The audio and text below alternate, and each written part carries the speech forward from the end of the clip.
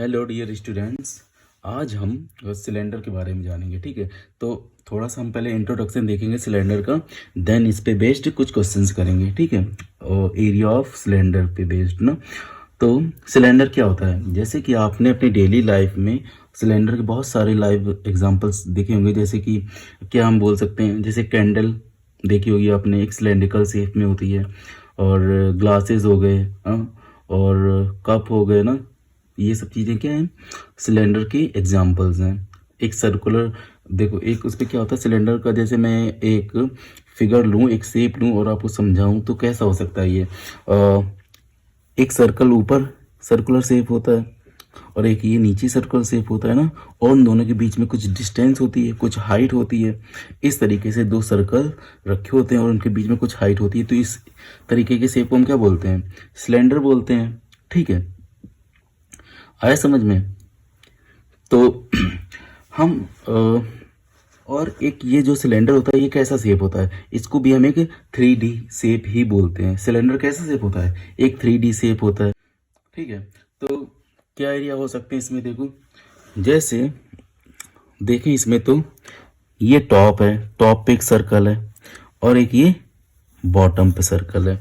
ठीक है, टॉप पे एक सर्कल है और एक ये बॉटम पे सर्कल है और बीच में इसके कुछ हाइट है, तो ये एक सिलेंड्रिकल शेप बन गया। ठीक है, मैं लेट्स करता हूँ कि अच्छा एक बात और है, ये जो टॉप और जो इसके बॉटम यानी बेस पे और टॉप पे ये दो जो सर्कल्स हैं ये कैसे हैं, पैरेलल हैं। जो मतलब जो एरिया इसका होगा वही एरिया इसका होगा, जो सरकमफ्रेंस इसका होगा वही सरकमफ्रेंस इसका होगा। ठीक है, और दोनों के बीच की ये कुछ हाइट है, जो कि दोनों सर्कल के बीच में ये जो डिस्टेंस है इसको क्या बोलेंगे, हाइट। ओके स्टूडेंट्स, और वैसे देखा जाए तो सिलेंडर कई डिफरेंट शेप के भी हो सकते हैं, बट आपके जो सिलेबस में है, जो क्लास 9th में है, वो जस्ट हम किस में डील करेंगे, राइट सर्कुलर सिलेंडर के बारे में जानेंगे। कैसे सिलेंडर के बारे में, राइट सर्कुलर सिलेंडर के बारे में। ओके, तो राइट सर्कुलर सिलेंडर से क्या मतलब है, ये मतलब है कि इसके टॉप पे एक सर्कल है, एक बॉटम पे सर्कल है, और इनके बीच की जो भी हाइट होगी, जो भी डिस्टेंस होगी, वो कैसी होगी, परपेंडिकुलर होगी। ये जो डिस्टेंस होगी, जो हाइट होगी, कैसी होगी, परपेंडिकुलर होगी। यानी ये जो रेडियस है, रेडियस से हाइट ये कैसी होगी, 90 डिग्री पे होगी, परपेंडिकुलर होगी। ठीक है, इसे हम बोलेंगे एच, और ये सर्कल की क्या होगी, रेडियस, जिसे हम आर बोलेंगे। क्लियर, ये रेडियस हो गई। अगर मैं इस सर्कल के दोनों एंड को मीट करा दूं और सेंटर से होते हुए जाए तो ये डायमीटर बन जाएगा, बिकॉज इसके एंड पॉइंट्स सेंटर से होते हुए जा रहे हैं ना, तो ये पूरा डायमीटर हो जाएगा। और जस्ट अगर तुम इतनी बात करो यहाँ से यहाँ तक, तो ये क्या हो जाएगी, रेडियस हो जाएगी। क्लियर, तो ठीक है, तो समझ में आया इतना। तो इसमें जस्ट आपसे पूछा जाए, जो कर्व सरफेस है, ये कर्व वाली, इसका एरिया बताओ। जो ये कर्व सरफेस है ना, जस्ट इसका एरिया बताओ। तो कैसे फाइंड कर सकते हैं, हम कैसे फाइंड करेंगे कर्व सरफेस एरिया। ठीक है, मैं आपको एक पेपर शीट से, जो कि एक रेक्टेंगुलर शेप में होगी, मैं उससे आपको थोड़ा समझाने की कोशिश करता हूँ। देखो जैसे कि मान लो ये कोई शीट ऑफ पेपर है। देखो स्टूडेंट्स, जैसे कि मान लो ये मैंने क्या लिया है, एक सिलेंड्रिकल शेप में है ना, जो अंदर से एक तरीके खोखला है, हॉलो है ना, ये है ना सिलेंडर, दिख रहा है आपको। ये सिलेंडर में एक ये देखो टॉप पे सर्कल है ना, ये सर्कल, ये सर्कुलर पाथ है, ये देखो सर्कुलर पाथ, ये पूरा ना, और एक इसके बॉटम पे ये सर्कुलर पाथ है ना। क्लियर, और ये कर्व वाला एक सरफेस, ये कर्व वाला है सरफेस। ठीक है, अच्छा मैं इसको जैसे ओपन करूं तो ये कुछ इस तरीके का हो जाएगा। ये लेंथ बन जाएगी, एक रेक्टेंगुलर सी पेपर मिल गई ना तुम्हें। ये जिसकी इसकी क्या है, ये लेंथ है, और ये क्या है, ब्रेथ। ठीक है, तो जब मैंने इसको फोल्ड किया तो जो इसकी लेंथ थी, लेंथ वाइज ही तो ये फोल्ड हुआ था। ठीक है, लेंथ वाइज ही तो फोल्ड हुआ था। जो लेंथ थी वो क्या बन गया, सरकमफ्रेंस बन गया सर्कल का, और जो इसका ब्रेथ थी वो क्या बन गई, हाइट बन गई ना। जो इसका लेंथ था वो सरकमफ्रेंस बन गया, और जो इसकी ब्रेथ थी वो हाइट बन गई रेक्टेंगल शीट की। ठीक है। अगर मैं बोलूं एरिया क्या होगा बताओ इसका। अगर ये अभी रेक्टेंगल है, रेक्टेंगल शीट ऑफ पेपर है ना, तो ये लेंथ है और ये ब्रेथ है। मैं बोलूं इसका फॉर्मूला क्या होगा एरिया फाइंड करने का। एरिया फाइंड करने का इसका फॉर्मूला क्या होगा, एल इंटू बी होगा, होगा ना, L into B. Clear, L into B है। ओके, अब जब मैं इसको ऐसे फोल्ड कर दूंगा, लाइक इस तरीके से फोल्ड करूंगा, तो अभी भी एरिया तो वही रहेगा ना, इसका एरिया तो चेंज होगा नहीं। जो भी रेक्टेंगल शीट थी उसको मैंने फोल्ड कर दिया तो एक कर्व सरफेस में चेंज हो गया ना। जो रेक्टेंगल था वो एक कर्व सरफेस में चेंज हो गया ना चेंज। तो जो रेक्टेंगल का एरिया होगा वही इस कर्व सरफेस का भी एरिया होगा। ये जो कर्व वाला पार्ट है ना, ये कर्व सरफेस का। ओके, तो इसका एरिया क्या होगा बताओ। इसका एरिया भी वही रेक्टेंगल के एरिया के ही इक्वल हो जाएगा। बट चेंज क्या होगा, जो लेंथ थी वो अब सर्कमफ्रेंस बन चुकी है और जो ब्रेथ थी वो क्या बन चुकी है, हाइट बन चुकी है।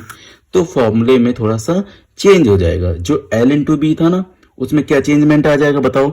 जो एल है वो सर्कमफ्रेंस बन जाएगा सर्कल का, और जो ब्रेथ है वो हाइट बन जाएगी सिलेंडर की ना। जो रेक्टेंगल की ब्रेथ है वो सिलेंडर की हाइट बन जाएगी। ओके, समझ में आया आपको। देखो ये एल थी, जैसे मोड़ा 2 पाई आर हो जाएगा, 2 पाई आर यानी कि सर्कमफ्रेंस हो जाएगा। और जो ये ब्रेथ थी वो क्या बन जाएगी, मोड़ने पर परपेंडिकुलर हाइट बन जाएगी। क्लियर ना, ये वाली। ठीक है, तो आपको कुछ आइडिया लगा होगा। जब रेक्टेंगुलर शीट थी, लाइक इस तरीके से है, रेक्टेंगुलर शीट थी, उसको तुमने फोल्ड करके इस तरीके से कर्व में पाथ में चेंज कर दिया ना, इस तरीके से कुछ होगा, कर्व वाला पाथ कुछ इस तरीके से आ जाएगा। सही है। और यानी कि जो इसकी ये लेंथ थी वो इसका सर्कमफ्रेंस बन जाएगा ना। और जो इसकी ये ब्रेथ थी रेक्टेंगल की वो क्या हो जाएगी, सिलेंडर की हाइट बन जाएगी ना। ये सर्कमफ्रेंस यानी कि ये 2 पाई आर में चेंज हो जाएगा, क्योंकि सर्कल का जो सर्कमफ्रेंस होता है वो 2 पाई आर होता है, और ये हाइट। तो अगर इसका एरिया ये एल इंटू बी है, अगर इसको जब फोल्ड करेंगे तो एल क्या है, 2 पाई आर, तो 2 पाई आर हो जाएगा। और ये हाइट क्या हो जाएगी, इंटू एच, यानी कि 2 पाई आर एच। तो ठीक है, जब तुमने इसको फोल्ड किया, जो कर्व सरफेस एरिया था वो किसके इक्वल हो जाएगा, रेक्टेंगल शीट के। सही है, समझ में आ रहा है। तो जस्ट कर्व सरफेस एरिया की अगर बात करी जाए, curve surface area of cylinder की बात करी जाए, तो क्या होगा, सर्कल का circumference which is 2 pi R and multiply by H. तो क्या मिल जाएगा, एक हॉलो सिलेंडर, एक ओपन सिलेंडर का कर्व सरफेस एरिया, ये वाला एरिया जो कर्व वाला सरफेस है वो एरिया मिल जाएगा। तो क्या होगा, वो इक्वल टू किसके होगा, 2 पाई आर एच। ठीक है, इसको शॉर्ट में कर्व सरफेस एरिया CSA भी बोल सकते हैं। Curve surface area 2 pi are H. 2 pi R समझ में आया ना इतना आपको। तो हमें कर्व सरफेस एरिया मिल चुका है। अब सपोज करो ये जो सिलेंडर ओपन था, टॉप और बॉटम क्या थे, खुले थे ना इसके, तो ओपन सिलेंडर हो गया। ओपन सिलेंडर यानी कि कर्व सरफेस, कर्व सरफेस। तो कर्व सरफेस का एरिया क्या आएगा, 2 पाई आर एच। बट अब अगर हम देखें कि इसके टॉप पे भी कुछ हम लगा दें एरिया और बॉटम पे भी कुछ एरिया लगा दें, तो टॉप पे कौन सा एरिया लगाओगे बताओ। अभी ओपन था ना, अगर ओपन था, अगर हम इसको क्लोज करें तो इस पे कितना एरिया आएगा, जितना इस सर्कल का एरिया होगा उतना ही तो एरिया इसके ऊपर रखोगे ना। लाइक देखो, फिर से मैं इस सीट को ही लेता हूँ। अभी क्या है, जैसे ये ओपन है ना, ओपन है सिलेंडर ये, तो ये यहाँ से टॉप से भी ओपन है, बॉटम से भी एक कर्व वाला ही तो पाथ है, ये कर्व वाला, इसका एरिया 2 पाई आर एच हो गया। बट अगर हम ये चीज देखो कि अगर हम इसको ऊपर से भी बंद कर दें और नीचे से भी बंद कर दें, ऊपर नीचे से बंद कर दें ना, तो ये जो ओपन है ये भी क्लोज हो गया ना क्लोज।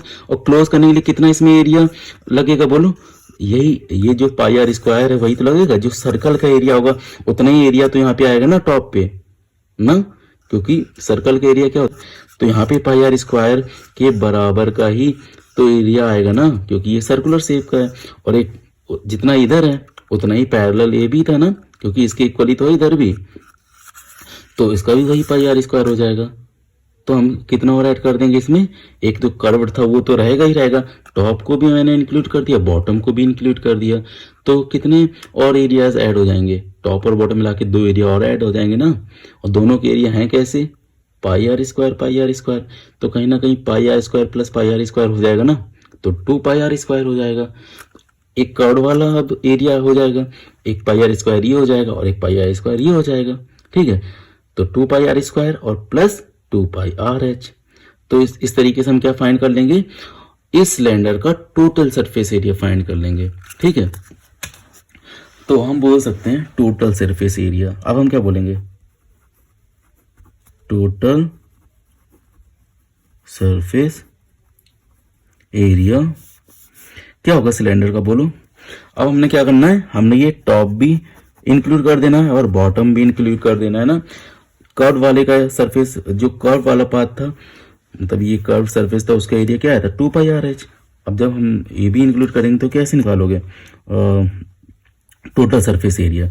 टोटल सरफेस एरिया निकालेंगे कैसे, curve surface area plus equal to करेंगे ना, equal to curve surface area plus हम ऐड करेंगे इसमें top circle area plus bottom circle area. Top circle area and bottom circle area भी include करना पड़ेगा। तो कर्व सरफेस एरिया कितना था, 2 पाई आर एच था। टॉप सर्कल एरिया जो टॉप पे है वो कितना है, पाई आर स्क्वायर, और बॉटम पे कितना है, ये भी पाई आर स्क्वायर है ना, पाई आर स्क्वायर। इस तरीके से दोनों ऐड हो जाएंगे तो हम क्या मिल जाएगा यहाँ से, टोटल सरफेस है, टोटल सरफेस एरिया को शॉर्ट में लिखेंगे TSA, ठीक है। समझ में आया इतना। तो अब इसको अगर हम थोड़ा सा और सॉल्व आउट करके निकालें तो कुछ ऐसे फॉर्म रहेगा, 2 पाई आर एच, ये पाई आर स्क्वायर और एक पाई आर स्क्वायर ये, तो 2 पाई आर स्क्वायर हो जाएगा। अब देखो यहाँ पे पाई आर ये है और पाई आर ये है, 2 पाई आर, और इसमें भी 2 पाई आर है और इसमें भी 2 पाई आर, तो 2 पाई आर कॉमन आ जाएगा ना, 2 पाई आर ब्रैकेट में यहाँ से क्या आ जाएगा h, और यहाँ पे एक आर एक्स्ट्रा था तो एक आर, तो कहीं ना कहीं ये फॉर्मूला बन जाएगा 2 पाई आर और ब्रैकेट में h प्लस आर। तो TSA का फॉर्मूला, टोटल सरफेस एरिया का फॉर्मूला क्या निकल के आ गया बताओ, TSA सिलेंडर क्या हो गया, 2 पाई आर ब्रैकेट में h प्लस आर, और कर्व सरफेस एरिया क्या आया, 2 पाई आर एच। क्लियर इतना। चलो अब इस पे बेस्ड क्वेश्चंस करते हैं। तो आई होप कि इंट्रोडक्शन ऑफ सिलेंडर आपको समझ में आया होगा कि कर्व सरफेस एरिया क्या होता है, टोटल सरफेस एरिया क्या होता है और हम कैसे फाइंड करेंगे। उनके फॉर्मूलेज हमें मिल चुके हैं, फर्स्ट फॉर्मूला जो कि कर्व सरफेस एरिया है और सेकेंड टोटल सरफेस एरिया, ठीक है स्टूडेंट्स। इसमें हम सिलेंडर के वॉल्यूम की बात नहीं करेंगे, वो जब हम इसका चैप्टर करेंगे ना, वॉल्यूम वाला, सिलेंडर के वॉल्यूम का चैप्टर, तब उसमें मैं आपको उसका थोड़ा सा इंट्रोडक्शन दे दूंगा, ठीक है। अभी हम जो 13.2 एक्सरसाइज करेंगे वो सिलेंडर के एरिया के ही बारे में है, तो हम सिर्फ उतना ही कर रहे हैं, ओके। समझ में आया होगा आपको, ठीक है। अगर कोई प्रॉब्लम हो रही है तो फिर आप मुझे कमेंट्स में बताइए, तो मैं आपको थोड़ा सा और एक्सप्लेन कर दूंगा। अदरवाइज मुझे लगता नहीं कि एक्सप्लेनेशन की ज़रूरत है, क्योंकि मैंने इतना तो आई थिंक बता ही दिया, ठीक है। जस्ट आपको क्या याद रखना है, इनके surface areas, total surface area और कर्व सरफेस एरिया, ठीक है। कर्व वाला पाथ, कर्व वाली सरफेस, तो curve surface area. Total surface area में हम टॉप और बॉटम में जो सर्कल्स हैं इनको भी इंक्लूड कर देंगे तो टोटल सरफेस एरिया हो जाएगा, ठीक है। चलो अब इस पे बेस्ड क्वेश्चंस करते हैं, ठीक है। हेलो डियर स्टूडेंट्स, अब हम शुरू करेंगे exercise 13.2 surface area and volume, ठीक है। तो इसका पहला क्वेश्चन क्या है, देखो क्वेश्चन ये है, द कर्व सरफेस एरिया यानी कि CSA, curve surface area of right circular cylinder. देखो आपको ऐसे ही लिखा मिलेगा, राइट सर्कुलर सिलेंडर, यानी कि जो भी हाइट होगी वो कैसी होगी, परपेंडिकुलर हाइट होगी, ठीक है। सिलेंडर की जो हाइट होगी वो कैसी होगी, परपेंडिकुलर होगी, तभी हर बारी राइट सर्कुलर सिलेंडर ही होगा वो, ठीक है। अगर ना भी लिखा हो ना राइट सर्कुलर सिलेंडर, तब भी आपको अपने सिलेबस के हिसाब से क्लास 9 के हिसाब से यही मान के चलना है कि जो भी सिलेंडर है वो कैसा है, राइट सर्कुलर है। ओके, ठीक है। तो right circular cylinder of height 14 centimetre is 88 centimetre square. यानी आपको क्वेश्चन में क्या कैसे दे रखा है कि जो कर्व सरफेस एरिया है वो क्या है, 88 सेंटीमीटर स्क्वायर है, और उसकी हाइट कितनी है, हाइट 14 सेंटीमीटर है ना, हाइट कितनी है 14 centimetre. Find the diameter of the base of the cylinder. तो बेस का जो डायमीटर है सिलेंडर का वो आपको बताना है। क्लियर? हाँ, तो क्या दे रखा है, curve surface area 88 centimetre square दे रखा है, हाइट 14 सेंटीमीटर। हम एक सिलेंडर बनाते हैं छोटा सा, ठीक है। ये सिलेंडर कुछ इस तरीके का होगा। ओके स्टूडेंट्स, ये है कोई आपका सिलेंडर। तो इसकी आपको ये राइट सर्कुलर सिलेंडर है ये ना, तो इसकी आपको हाइट दे रखी है, ये हाइट दे रखी है h, कितनी दे रखी है 14 सेंटीमीटर, ठीक है। ये आपका बेस है, ये आपका टॉप मान लो, टॉप है ना। क्लियर? तो आपसे पूछा गया है, अच्छा ये क्या होगी, राइट सर्कुलर सिलेंडर की ये सर्कल वाला पार्ट है ना, ये तो बेस है, बेस एक सर्कुलर शेप का है।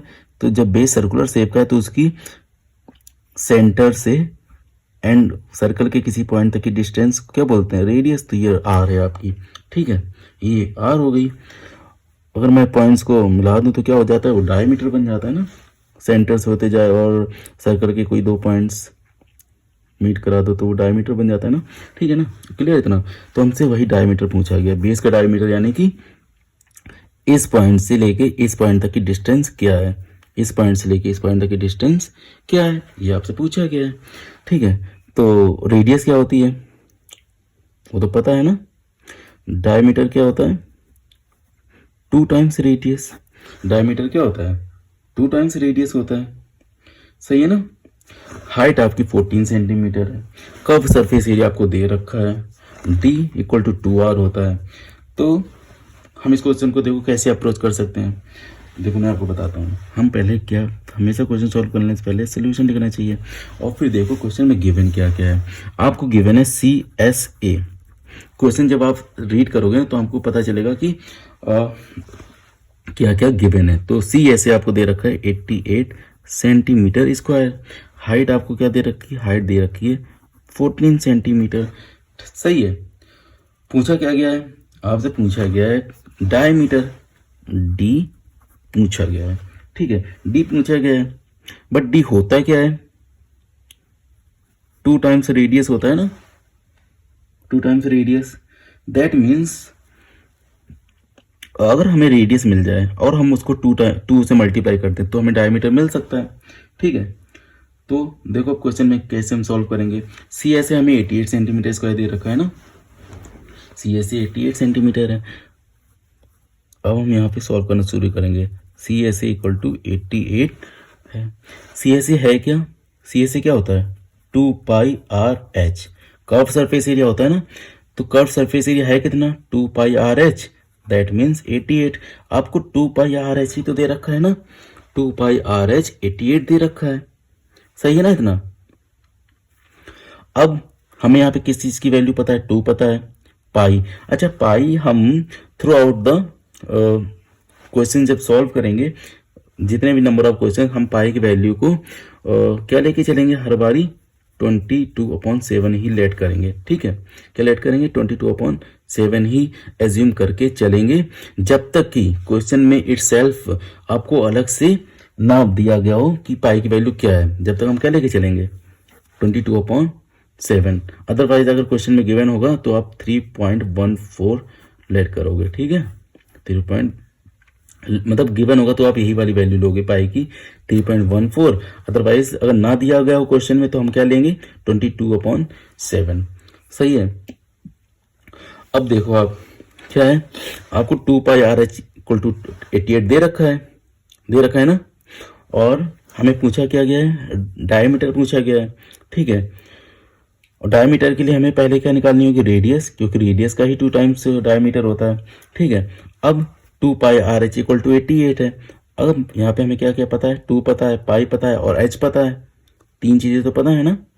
जस्ट आर की वैल्यू निकालनी है, तो हम क्या रखेंगे, 2 पाई की वैल्यू 22/7 पुट कर दो, और आर एच क्या है 14 पुट कर दो, इक्वल टू 88।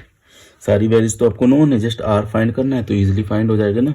हम क्या करेंगे, 7 से इसको कट कर देंगे, सॉल्व कर लो, 7 2 जा 14, ठीक है। तो क्या आ गया आपके पास, 2 into 20, 2 into R into 2 equal to 88, सही है इतना। अब 22 इंटू 2 करेंगे तो 44, 44 इंटू 2 करेंगे तो 88, 88 इंटू आर इक्वल टू 88 ना। तो आर इक्वल टू निकालेंगे, क्या करेंगे, 88 उधर डिवाइड में चला जाएगा ना, इस तरीके से कट कर देंगे तो क्या आएगा, 1 सेंटीमीटर, ठीक है। तो आपकी जो रेडियस है वो कितनी निकल के आई, 1 सेंटीमीटर। अब जब रेडियस 1 सेंटीमीटर है तो डायमीटर क्या होता है, 2 टाइम्स रेडियस होता है, तो 2 इंटू 1 कर देंगे तो 2 सेंटीमीटर डायमीटर आ गया। तो बेस का डायमीटर मिल गया आपको, आंसर क्या आया, 2 सेंटीमीटर। समझ में आया, इजी है ना। अगर आपको नहीं समझ आया तो आप एक बार बैक करके फिर से देखिए इस चीज़ को, ठीक है स्टूडेंट्स। अब इसी में हम आगे क्वेश्चन नंबर 2 सॉल्व करेंगे, surface area and volume exercise 13.2 का ना। तो क्वेश्चन नंबर 2 क्या है, it is required to make a close cylindrical tank. Close cylindrical tank बनाना है ना, कैसा टैंक है, क्लोज सिलेंड्रिकल टैंक है, जिसकी हाइट क्या है 1 मीटर है, बेस डायमीटर 140 सेंटीमीटर है, बेस डायमीटर है, ठीक है ना। फ्रॉम अ मेटल सीट, एक मेटल सीट का यूज करके क्लोज सिलेंड्रिकल टैंक बनाना है, जिसकी की हाइट 1 मीटर है और बेस डायमीटर 140 सेंटीमीटर है। तो हमसे पूछा गया how many square metre of sheet are required for the same. तो हमें सिलेंडर बनाने के लिए, जो सिलेंड्रिकल टैंक है वो बनाने के लिए कितने स्क्वायर मीटर मेटल सीट की जरूरत पड़ेगी, ठीक है ना। तो कैसा टैंक होगा, टैंक कुछ इस तरीके का होगा, क्लोज्ड है ना, तो इस तरीके का टैंक बना होगा कुछ, ये ऊपर से भी क्लोज्ड है, नीचे से भी क्लोज्ड है, क्लोज सिलेंड्रिकल टैंक है ना। और कुछ इस तरीके का क्लोज सिलेंड्रिकल टैंक है ना, मेटल सीट का बना है। यानी इसमें कितने एरियाज होंगे बताओ मुझे, ये टॉप का पाई आर स्क्वायर, ये एक बॉटम का पाई आर स्क्वायर, क्योंकि टॉप पे भी एक एरिया है ना सर्कल का, एक सर्कल का एरिया बॉटम है, और ये कर्व वाला 2 पाई आर एच, इतने एरियाज होंगे। तो टोटल 3 एरिया होगा ना, टोटल सरफेस एरिया कितने हैं, 3, टॉप बॉटम एंड ये कर्व वाला सरफेस, ठीक है। तो हमें क्या करना है, यही सब एरिया फाइंड करने हैं, इन्हीं सब में तो मेटल शीट लगेगी ना। तो जब हमें पता चल जाएगा टोटल सरफेस एरिया सिलेंडर का, तो यानी कि जितना टोटल सरफेस एरिया होगा भाई उतनी मेटल शीट लगी होगी ना उसको बनाने में, सही है। तो अब हम देखते हैं क्वेश्चन में गिवन, समझ में आ गया ना। हम सबसे पहले सोल्यूशन लिखेंगे, उसके बाद क्या आपको समझ में आ गया ना, हम जस्ट नोट डाउन करते हैं और सॉल्व करना शुरू करते हैं ना।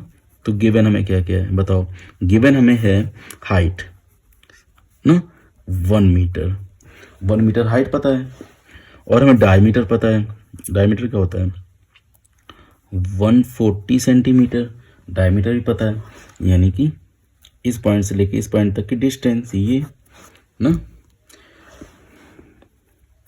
ये डायमीटर है ना, ये डायमीटर। तो डायमीटर है तो हम क्या पहले फाइंड करेंगे, रेडियस। फर्स्ट ऑफ ऑल तो आपको ये देखना है कि हाइट मीटर में है, डायमीटर सेंटीमीटर में, तो हमें इसको कन्वर्ट करना पड़ेगा ना मीटर में। तो 100 से डिवाइड करेंगे तो आ जाएगा 1.4 मीटर। डायमीटर को मीटर में चेंज कर लिया हमने। अब रेडियस क्या होगी, रेडियस d/2 होती है, डायमीटर का हाफ होती है ना रेडियस, तो 1.4 डिवाइड बाई 2 कट करेंगे तो क्या आएगा 0.7 मीटर आ जाएगी। रेडियस मिल गई, हाइट पता है। अब टीएसए का फॉर्मूला क्या होता है, टीएसए का फॉर्मूला क्या होता है बोलो, 2 पाई आर ब्रैकेट में h प्लस आर। हमने इसको ड्राइव किया था ना इंट्रोडक्शन में, यही सारी चीज़ें हैं ना, इन्हीं सारी चीज़ों से ये फॉर्मूला है, ये कोई अलग नहीं है। ये चीज़ और ये चीज़ कुछ अलग नहीं है, जो ये अलग अलग सरफेस है ना, उनको हमने कंबाइन करके एक फॉर्मूले के फॉर्म में बना लिया है ना, फॉर्मूले के फॉर्म में कन्वर्ट कर लिया है। अब इसमें जस्ट वैल्यू पुट करनी है, हम क्या करना है, वैल्यूज पुट करनी है। तो 2 पाई की वैल्यू क्या होती है 22/7। आर क्या है, हमेशा पाई हमें 22/7 ही लेना है जब तक कि क्वेश्चन में गिवन ना हो तब ठीक है। तो आर कितना है 0.7, एच कितना है 1, आर कितना है 0.7। सही है, 7 से 7 कट हो जाएगा, 0.1 आएगा। ठीक है, आप क्या कर सकते हैं, 22 से 2 मल्टीप्लाई करो 44 होगा, 44 से 0.1 करो मल्टीप्लाई तो 4.4 कुछ आएगा ना, 4.4 आएगा। अब ब्रैकेट में क्या है, ब्रैकेट में 1 + 0.7 करेंगे तो 1.7 आ जाएगा। मल्टीप्लाई कर लो, मल्टीप्लाई करेंगे तो क्या आएगा, हाँ जब इसका हम मल्टीप्लाई करेंगे तो क्या आएगा 7.48 metre square, which is total surface area of this closed cylindrical tank. तो हमें टी से क्या मिल गया, टोटल सरफेस एरिया क्या मिल गया बताओ, टोटल सरफेस एरिया हमें मिल गया 7.48 मीटर स्क्वायर, यानी कि इतनी ही मेटल सीट लगी होगी ना, क्योंकि क्लोज सिलेंड्रिकल टैंक है ना, तो यहाँ पे भी मेटल लगा, यहाँ पे भी मेटल लगा दिया, कर्व में भी मेटल लगा दिया, तो कितना मेटल लगा, जितना टोटल सरफेस एरिया था। सही है, तो टी से हमने फाइंड कर लिया, तो हमें मिल गया ना this much metal seat is required. ठीक है, तो हम ऐसे भी लिख सकते हैं, चलो एक लाइन और लिख लो, required metal sheet in metre square equal to 7.48। ठीक है, समझ में आया आपको, इस तरीके से भी लिख सकते हैं। अब नेक्स्ट वीडियो में हम क्या करेंगे, क्वेश्चन नंबर 3 और